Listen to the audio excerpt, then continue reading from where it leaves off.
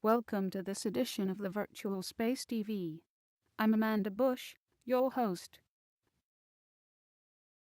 Today, we are going to focus on space tourism, possibly one of the most important future driving factors of space commercialization. Nice to have you with me. Since Yuri Gagarin's flight in 1961, people going into space have traveled on rockets designed and operated by government bureaucracies. In the US, private industry worked closely with NASA, but the agency dictated all aspects of the design, construction, and operation of its rockets. Until 2001, space travelers had their trips paid for by governments, or, in a few cases, by companies. No one simply decided to go to space and paid for the trip out of their own pocket. In other words, no tourism allowed. 10 years ago, someone did pay their own way to space. The arrival of the first space tourist on the International Space Station marked not just the start of private trips to space, but the start of the commercialization of space. The age of private space travel had begun.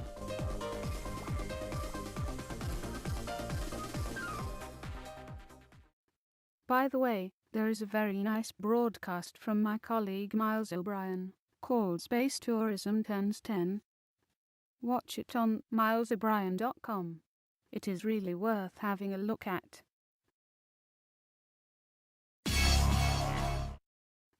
Earlier this month, famous billionaire Richard Branson and 100 or so space tourists in waiting, plus some miscellaneous celebrities, all came to New Mexico to celebrate a special event: the completion of a terminal and hangar facility at a commercial spaceport under construction near Las Cruces.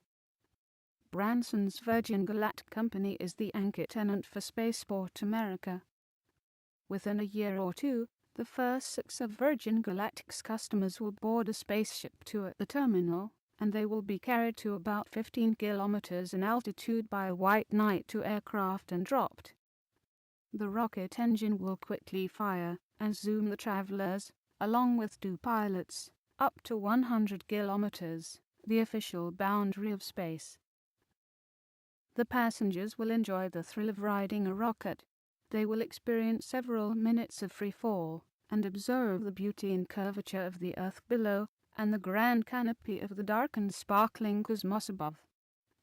The vehicle soon falls back into the atmosphere and glides back for a landing at the spaceport.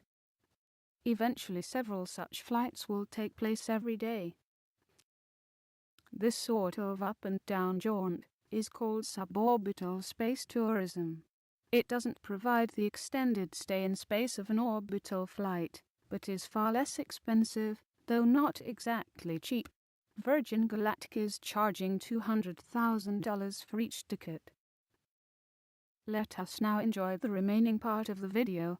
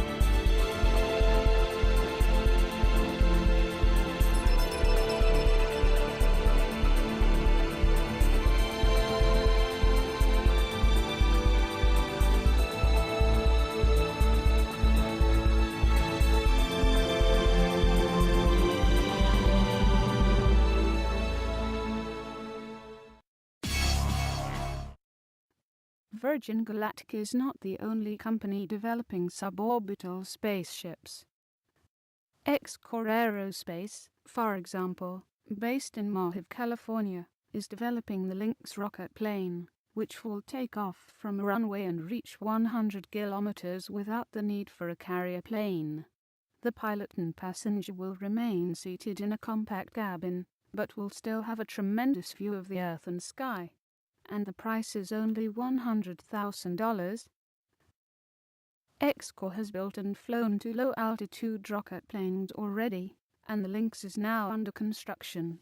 The firm's liquid-fueled engines are extremely reliable and expected to fire for hundreds, even thousands of times with little wear and tear. Another private company developing a suborbital space vehicle is Armadillo Aerospace in Texas. Their vehicle goes straight up and straight back down, just like in the old space sci-fi movies. The company Blue Origin, owned by Amazon billionaire Jeff Bezos, is building similar vehicles. These and other firms hope to begin suborbital flights within a couple of years and give Virgin Galactic a fight for the space tourism market.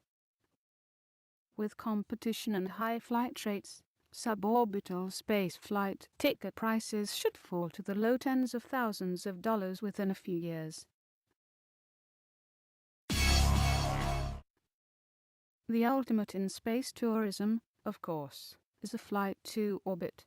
Dennis Tito in 2001 became the first person to pay his own way to orbit when he rode a Russian Soyuz rocket to the International Space Station.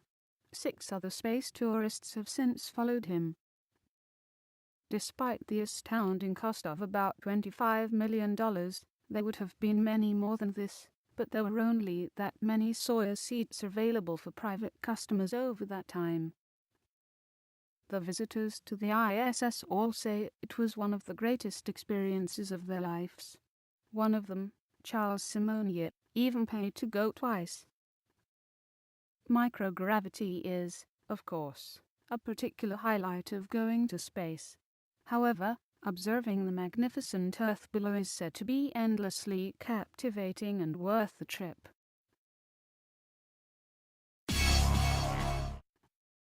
The high cost has been the biggest barrier to private space travel.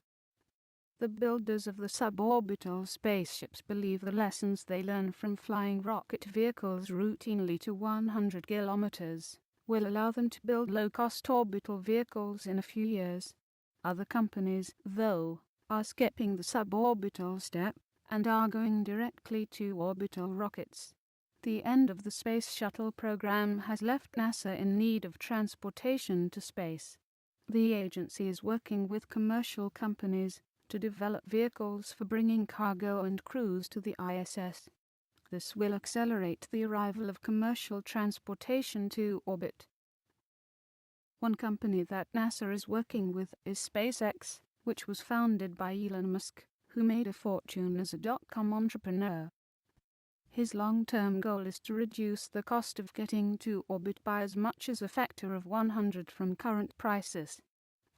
Such reductions are feasible by making the space vehicles fully and rapidly reusable. This would bring orbital ticket prices down to the current charge for suborbital flights. At such prices there would certainly be many thousands of customers.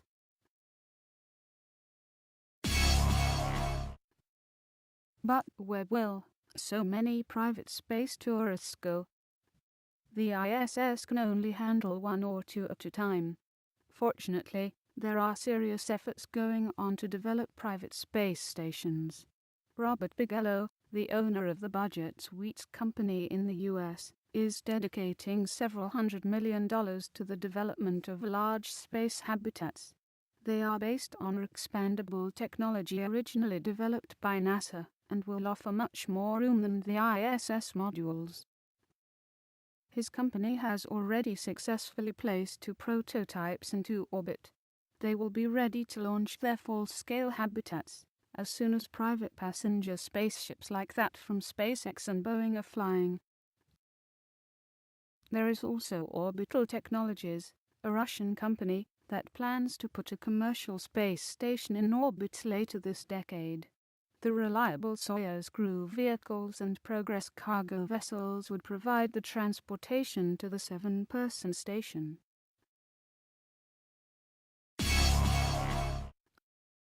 So within a decade, we could see private spaceships routinely delivering space tourists to private space stations on a monthly and even weekly schedule. The era of true spacefaring will have finally arrived. High flight rates will drive down the costs for space travel and space facilities, and this in turn will attract even more people to space. Some will eventually want to stay there permanently. Rotation of space stations will provide gravity, and shielding will protect space residents from radiation just as our atmosphere protects people on the ground. The fact that tourism could drive all this should be no surprise. Tourism is one of the largest industries on Earth, and is the mainstay economic force in many countries, and will soon be the largest industry in space. It will drive the expansion of humanity into the solar system. We will be back with the next show by mid of November. You can find us as usual on www.hobbyspace.com. Stay tuned.